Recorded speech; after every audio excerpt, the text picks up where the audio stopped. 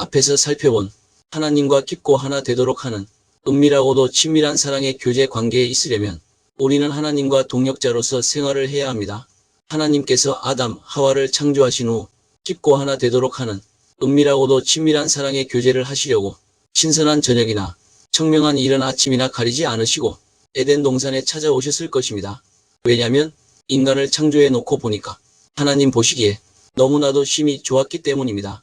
하나님이 지으신 그 모든 것을 보시니 보시기에 심히 좋았더라. 창백 30일. 그 어떤 영적인 존재들도 하나님과 이들의 사이를 떼어놓을 수가 없었습니다. 다시 말해서 그 어떤 부끄러움도, 그 어떤 죄의식도, 그 어떤 절망도 그들을 떼어놓지 못했습니다. 한마디로 하나님과 인간은 정말 진정으로 깊고 하나 되도록 하는 은밀하고도 친밀한 교제의 사랑을 나누었던 것입니다. 이건 진정하게 사랑해서 결혼한 신혼부부라면 느낌이 올 것입니다. 이것이 하나님이 우리를 사랑하시는 사랑입니다.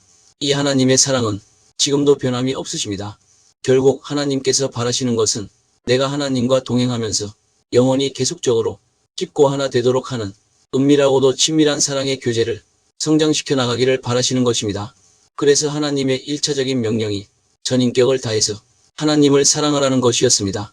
예수께서 대답하시되 첫째는 이것이니 이스라엘아 들으라. 주 곧 우리 하나님은 유일한 주시라. 내 마음을 다하고 목숨을 다하고 뜻을 다하고 힘을 다하여 주 너의 하나님을 사랑하라 하신 것이요. 그런데 이러한 아름다운 관계를 인간이 일방적으로 깨뜨려 버렸던 것입니다. 인간은 하나님을 떠나 깨어진 관계에서는 하나님의 영이 떠나버렸기 때문에, 이 말을 오늘날로 말하면 성령이 소멸되어 버렸기 때문에 아무런 소망도 희망도 없어져 버립니다. 오로지 남는 것은 고통뿐입니다. 그 결과 남는 것은 오직 죽음만 기다릴 뿐입니다. 하나님의 동역자로 창조된 내가 이렇게 하나님과 깊고 하나 되도록 하는 은밀하고도 친밀한 사랑의 교제에서 떠나버린 결과 절망과 고통 속에서 괴로워하는 것을 하나님께서는 차마 보고 계시지를 못하시고 그 아들을 이 땅에 보내시어 그분을 십자가에서 나 대신 죽게 하심으로써 나를 용서하시기로 작정하셨습니다.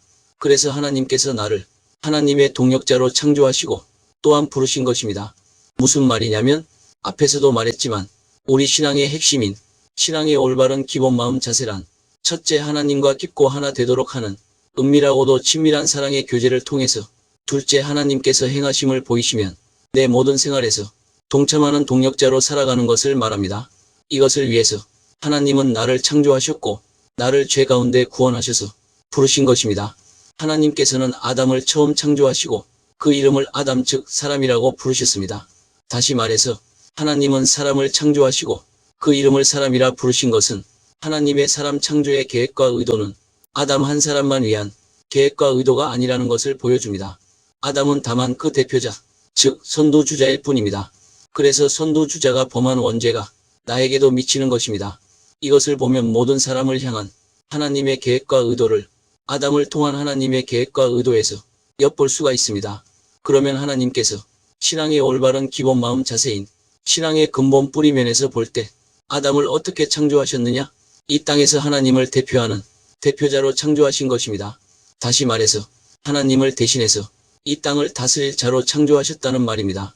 이것을 나에게 적용해 보면 결국 하나님께서는 나와 깊고도 하나 되도록 하는 은밀하고도 친밀한 사랑의 교제를 나누면서 나를 하나님 대신 이 땅을 다스리도록 창조하신 것입니다. 그것이 다음 말씀입니다. 하나님이 이르시되 우리의 형상을 따라 우리의 모양대로 우리가 사람을 만들고 그들로 바다의 물고기와 하늘의 새와 가축과 온 땅과 땅에 기는 모든 것을 다스리게 하자 하시고 하나님이 자기 형상 곧 하나님의 형상대로 사람을 창조하시되 남자와 여자를 창조하시고 하나님이 그들에게 복을 주시며 하나님이 그들에게 이르시되 생육하고 번성하여 땅에 충만하라. 땅을 정복하라. 바다의 물고기와 하늘의 새와 땅에 움직이는 모든 생물을 다스리라 하시니라. 그런데 사람을 하나님께서는 하나님을 대표해서 하나님의 동역자로서 이 땅을 다스리게 하려고 창조하셨다고 하니까 많은 사람은 하나님의 동역자라는 말을 어떻게 이해하느냐면 내가 하나님의 동역자니까 내 마음대로 내 필요에 따라 내가 하나님을 위해서 뭔가를 열심히 하면 되는 줄로 압니다. 물론 하나님께서 이 땅을 지배하고 다스릴 권세를 다른 존재에게 넘겨줘도 될 만큼 막강하게 최종적이고 전적인 권세를 아담에게 부여해 주신 것은 사실입니다. 그러나 그것은 그만큼 이 땅에서 하나님은 사람을 통해서 일하시기로 작정하셨다는 의미이지 그렇다고 그 권세를 아담이 하나님과 한마디 상의도 없이 자기 마음대로 넘겨줘 버린다고 한다면 그것은 하나님의 무한하신 사랑에 대한 엄청난 배신행위가 아니고 무엇이겠습니까? 사실 아담은 타락으로 인해 그 권세를 자기 마음대로 사탄에게 내어줘 버렸던 것입니다. 그것을 어디서 알 수가 있느냐면 다음 말씀에서 찾을 수가 있습니다. 마귀가 또 예수를 이끌고 올라가서 순식간에 천하만국을 보이며 이르되 이 모든 권위와 그 영광을 내가 내게 주리라. 이것은 내게 넘겨준 것이므로 내가 원하는 자에게 주노라. 그러므로 내가 만일 내게 절하면 다 내 것이 되리라. 이 말씀은 예수께서 40일 금식하실 때 사탄이 주님을 시험하는 장면에서 한 말입니다. 사탄은 천하만국을 순식간에 다 보여주면서 예수께 뭐라고 말하느냐면 내가 이 모든 권위와 영광을 너에게 줄 테니까 너 나에게 딱 한 번만 절해라. 그러면 너에게 줄게 하면서 사탄이 뭐라고 말하느냐? 6절에 보면 사실은 이것은 내게 넘겨준 것이므로 라고 말합니다. 그런데 예수님께서 사탄의 이러한 주장을 들으시고 아무런 반박도 하지 않으십니다. 그래서 성경은 곳곳에서 사탄을 이 세상의 신, 이 세상의 임금, 공중권세 잡은 자 등으로 표현하고 있는 겁니다. 그렇다면 본래 이 권세는 하나님이 누구에게 주었다는 말입니까? 그렇습니다. 하나님의 동역자인 아담 즉 사람에게 주신 권세였습니다. 그런데 누가 사탄에게 넘겨주었다고? 그렇습니다. 아담이 사탄에게 굴복당하여 복종함으로써 그 권세를 통째로 고스란히 넘겨준 것입니다. 그것을 우리는 타락이라고 말합니다. 자기를 창조하신 온 만물의 원주인 되시는 하나님과 한마디 상의도 없이 다시 말해서 이 세상에서 하나님의 피조물을 다스리는 권세 즉 경영권을 하나님이 아니라 아담이 자기 임의로 사탄에게 넘겨준 것입니다. 속된 말로 정말 배은망덕한 짓을 아담이 해버린 것입니다. 그러나 하나님 편에서 보면 그만큼 아담을 즉 사람을 온전한 동역자로 삼아서 이 땅에서 하나님의 목적을 이루시기로 작정하신 것을 알 수가 있습니다. 여기서 참고로 하나님은 아담이 타락할 것까지 알고 인간을 창조하셨음을 기억할 필요가 있습니다. 왜냐하면 인간이 타락하는 것은 하나님이 의도하신 인간 창조의 설계 계획의 한 부분이기 때문입니다.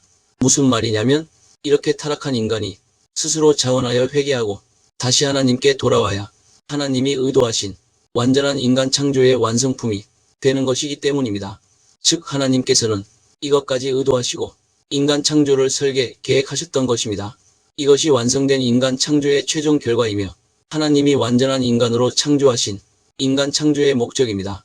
이것을 제대로 통과하는 길과 방법을 예수님께서 이 땅에 오셔서 우리에게 친히 보여주셨던 것입니다. 그래서 우리는 그 예수님이 보여주신 그 길을 본받아 따라가야 하는 것입니다. 이것을 위해서는 동역자로서의 생활을 해나가야 하는 것은 필수입니다. 동역자라는 말은 동업자라는 말과 같은 말입니다. 보통 동업자라고 하면 세상적으로 재물과 시간과 재능과 노력 등을 공동으로 투자해서 그 이익도 공동으로 분배하는 것을 말합니다. 그러나 성경에서 말하는 동역자는 그 의미가 완전히 다릅니다.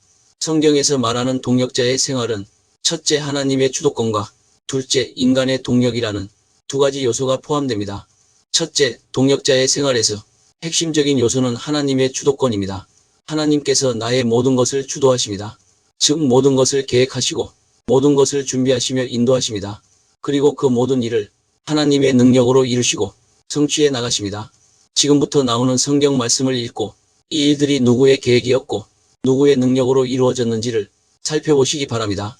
출애굽기 3장의 모세를 부르신 일과 출애굽기 14장 15절에서 21절의 홍해를 가르는 일과 역대하 20장 16절에서 23절의 모압과 암몬과 마온의 연합군을 물리친 일, 사도행전 9장 10절에서 18절의 바울을 전도하고 치유한 일 등 위 말씀에 나오는 사건들은 모두 하나님의 계획과 능력으로 된 일들입니다. 이러한 내용만 보더라도 하나님께서는 이 땅에서 하나님의 목적을 이루시기 위해서 사람들을 동역자로 삼으시되 모든 일은 하나님께서 주도하시고 하나님의 능력으로 이루십니다. 다시 말해서 하나님과 동역자로서 살게 된다는 것은 하나님께서 주도권을 잡으시고 그 목적을 성취하시기 위해 하나님의 백성들에게 다음 세 가지를 계시하신다는 것입니다. 첫째, 하나님 자신을 계시하시는데 이것은 믿음으로 신뢰하고 따라오도록 하기 위함입니다. 둘째, 하나님의 목적 의중과 하시는 일을 계시하시는데 이것은 하나님께서 하실 길에 동참하도록 하기 위함입니다. 셋째, 하나님의 길을 계시하시는데 이것은 순종하면서 잘 따라오도록 하기 위함입니다. 이처럼 하나님께서 먼저 나에게 자신의 목적을 계시하십니다. 이것은 앞에서도 말했지만 하나님의 이 목적에 동참하라고 초청하시는 것입니다. 다시 말해서 하나님께서 친히 주도권을 잡으시고 그 목적을 이루어 가시되 나를 동역자로 삼으셨기 때문에 내가 그 일에 동참할 수 있도록 하나님의 목적을 나에게 계시하시는 것입니다. 또한 하나님의 길들을 계시하십니다. 왜냐하면 하나님의 목적은 하나님의 길로만 성취되기 때입니다. 방금 위의 성경 내용의 사건뿐만 아니라 출애굽 사건, 여호수아를 통한 가나안 정복, 기드온을 통한 300명 용사의 승리 사건 등 모두 하나님의 길을 따라 성취된 것들입니다. 그러므로 내가 하나님의 길을 따라 순종할 때 하나님의 역사를 경험할 수가 있습니다.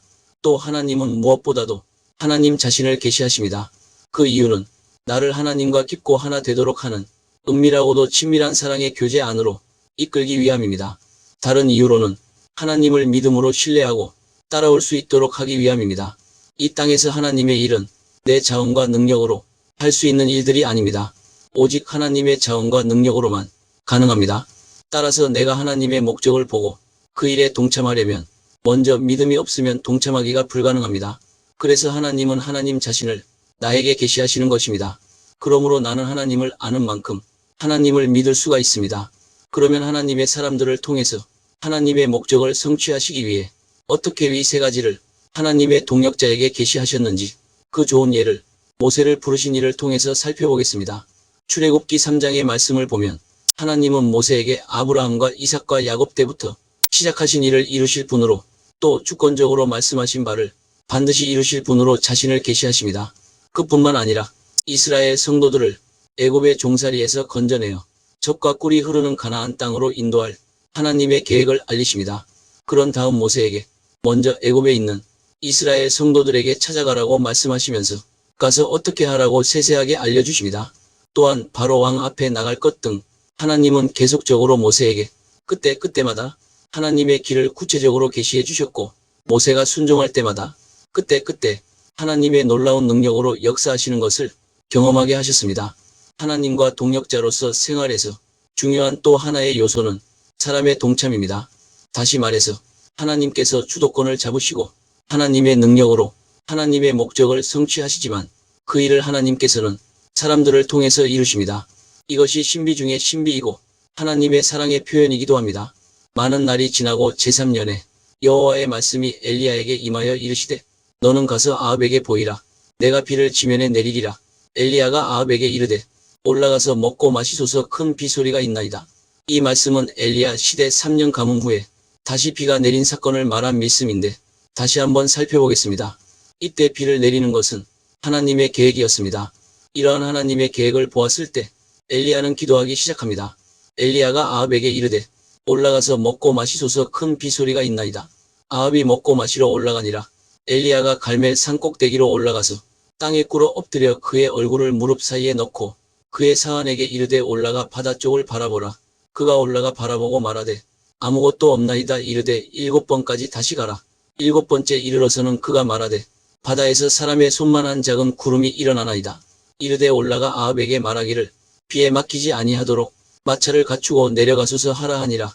엘리야는 우리와 성정이 같은 사람이로되 그가 비가 오지 않기를 간절히 기도한 즉 3년 6개월 동안 땅에 비가 오지 아니하고 다시 기도하니 하늘이 비를 주고 땅이 열매를 맺었느니라. 이 내용을 볼 때 누구의 기도 응답으로 하나님께서 비를 오지 않게 하셨고 비를 오게 하셨다고 말하고 있습니까? 그렇습니다. 엘리야의 간절한 기도 응답으로 하나님께서 비를 오지 않게 하셨고 비를 오게 하셨다고 야고보 사도는 기록하고 있습니다. 그렇다면 만약에 엘리야가 기도하지 않았더라면 지면에 비가 내렸겠습니까? 내리지 않았겠습니까? 또 만약에 엘리야가 하나님의 목적과 의도를 무시하고 자기 임의대로 비가 오도록 기도했더라도 비가 왔겠습니까? 3년 가뭄 후 지면에 비를 다시 내리는 것은 하나님의 뜻이었고 계획이었습니다.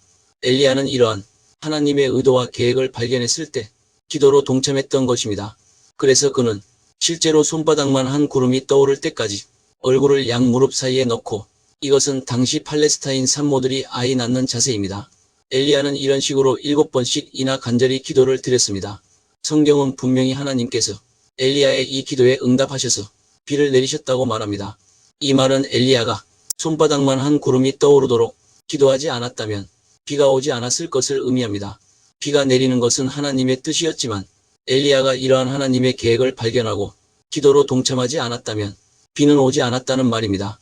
마찬가지로 홍해 앞에서 모세, 적의 연합군 앞에서의 여호사밧 왕, 사울을 전도하고 치유한 아나니아의 일들도 하나님의 뜻이 분명했음에도 불구하고 그 일에 이들이 하나님의 의도와 목적을 발견하고서도 동참하지 않았다면 하나님의 계획은 성취되지 않았을 것입니다.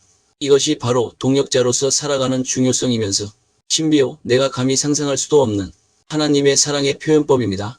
중요한 것은 엘리야 건, 모세 건, 여호사밧 왕이 건, 아나니아 건 이들은 자신들의 임의대로 그 일들을 행하지 않았다는 것입니다. 만약 이들이 자신들 임의로 이 일들을 행하였다면 성경에 기록된 하나님의 역사는 경험하지 못했을 것입니다. 정리를 해보면 성경에는 하나님의 주권과 인간의 자유의지에 근거해서 자원하는 동참이 동역자의 생활에서는 정확하게 나란히 같이 조화를 이루면서 나아갑니다. 이러한 성경의 동역자의 생활을 보면서 어떤 깨달음이 오십니까? 마태복음 25장 14절에서 30절의 말씀을 흔히 달란트 비유라고 하는데 우리가 잘 아는 내용이기도 합니다. 5달란트와 2달란트 받은 사람은 열심히 장사해서 각각 5달란트와 2달란트를 남겼습니다. 그 결과 두 사람은 주인 즉 주님에게 착하고 충성된 종이라는 칭찬과 함께 더 많은 것을 맡게 되는 축복을 받았습니다. 즉 받은 대로 섬긴 두 사람이 받은 상급은 동일했습니다. 흔히 이 내용에서 5달란트와 2달란트 받은 사람을 하나님을 열심히 섬긴 사람이라고 착각하기 쉽습니다. 그러나 성경 전체를 살펴볼 때 그것은 틀린 이해입니다. 무슨 말이냐면 성경에서 말하는 사역은 그저 내가 내 임의대로 주님을 위해서 뭔가를 열심히 하는 것을 의미하는 것이 아닙니다. 여기서 말하는 5달란트, 2달란트 받은 사람은 하나님의 행하심을 보고 자신의 모든 생활에서 동참하되 자기에게 주어진 은사와 달란트대로 모든 생활에서 동참한 사람들을 말합니다. 무슨 말이냐면 내가 하나님의 행하심을 보고 동참할 때 어라는 사람이 모든 생활에서 동참하는 것과 B라는 사람이 모든 생활에서 동참하는 것은 다르다는 것입니다. 왜냐하면 각자가 받은 은사와 달란트가 다르기 때문입니다. 목회자에게는 목회자에게 맞는 동참이 있고 부교역자에게는 부교역자에게 맞는 동참이 있고 일반 성도에게는 일반 성도에게 맞는 동참이 있습니다. 즉 각자가 받은 은사와 달란트에 맞게 동참하는 것이 다릅니다. 문제는 1달란트 받은 사람입니다. 이 사람은 그 받은 1달란트를 땅에다가 묻어두었다가 주인이 오자 그대로 드렸습니다. 그러자 주인이 그에게 악하고 게으른 종이라고 꾸짖으면서 그 1달란트마저도 빼앗아 10달란트 가진 자, 실제로 이 사람은 5달란트 받은 자인데 5달란트를 상으로 더 받았기에 10달란트가 된 것입니다. 그리고 1달란트 받은 자는 바깥 어두운 곳에 내쫓겨 그곳에서 슬피 울며 이를 가게 됩니다. 여기서 중요한 핵심은 1달란트 받은 사람의 가치관이 문제였습니다. 1달란트 받은 사람도 하나님의 능력을 잘 알고 있었습니다. 그래서 그는 자기가 하지 않아도 당연히 하나님께서 모든 걸 다 알아서 하실 거라고 생각하고 그렇게 땅에 묻어두었던 것입니다. 이것은 흔히 오늘날에 보면 하나님은 전능하신 분이시기 때문에 당연히 그분은 그분의 능력으로 자신의 모든 뜻을 이루실 것이다라고 말하면서 자신은 하나님의 행하심을 보고서도 자신의 모든 생활에서 동참은커녕 손가락 하나 까딱하지 않으려는 사람들이 바로 여기서 말하는 1달란트 받은 사람에 해당합니다. 이것을 신앙생활을 할 때 깊이 유념해야 할 것입니다. 많은 관심과 구독과 좋아요, 알림 설정은 영상 제작에 큰 힘이 됩니다. 감사합니다.